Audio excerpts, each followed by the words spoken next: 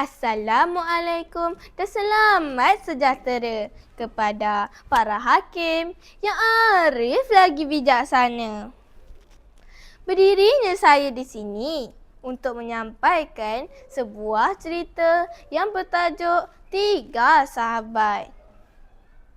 Di sebuah kampung yang damai, tinggal 3 orang sahabat baik yang bernama Ali, Raju dan Aseng.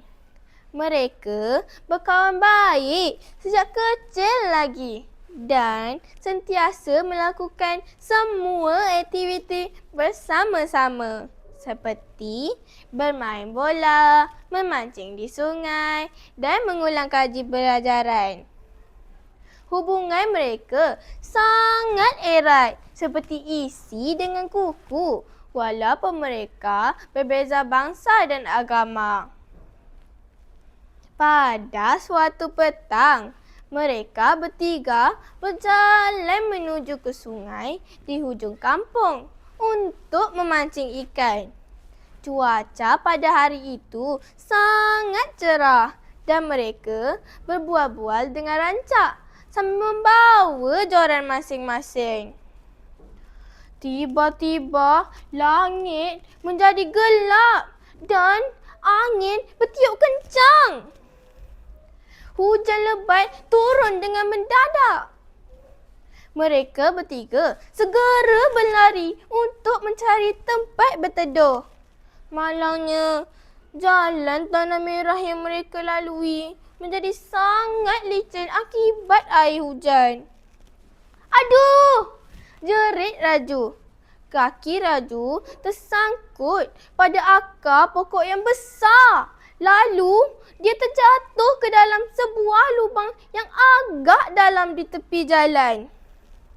Kakinya terseliuh dan tidak dapat berdiri. Ali dan Aseng segera berhenti berlari.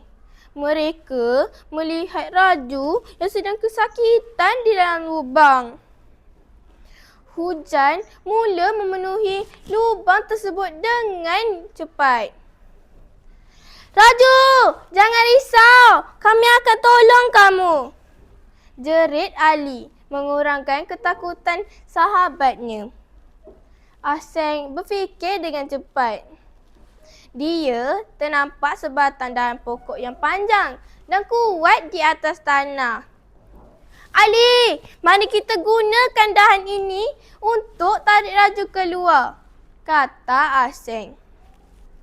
Ali dan Aseng bekerjasama memegang dahan tersebut dengan kuat. Mereka menghulurkan hujung dahan ke dalam lubang. Raju, pegang dahan ini kuat-kuat, kata Ali. Walaupun dalam keadaan kesakitan, Raju memegang dahan tersebut dengan erat. Ali dan Aseng menggunakan seluruh tenaga mereka untuk tarik Raju keluar dari lubang. Dengan semangat kerjasama yang tinggi, akhirnya mereka berjaya membawa Raju naik ke atas tanah semula. Hujan mula reda. Ali dan Aseng memapah Raju yang sedang terhinjut-hinjut berjalan pulang ke rumah. Ibu bapa Raju sangat berterima kasih kepada Ali dan Aseng kerana telah menyelamatkan nyawa anak mereka. Sejak peristiwa itu, hubungan ketiga-tiga sahabat ini menjadi semakin akrab. Mereka menyedari bahawa persahabatan yang sejati tidak mengira kaum akan sentiasa diuji dengan kesusahan. Namun, sikap saling membantu dapat mengatasi segala cabaran.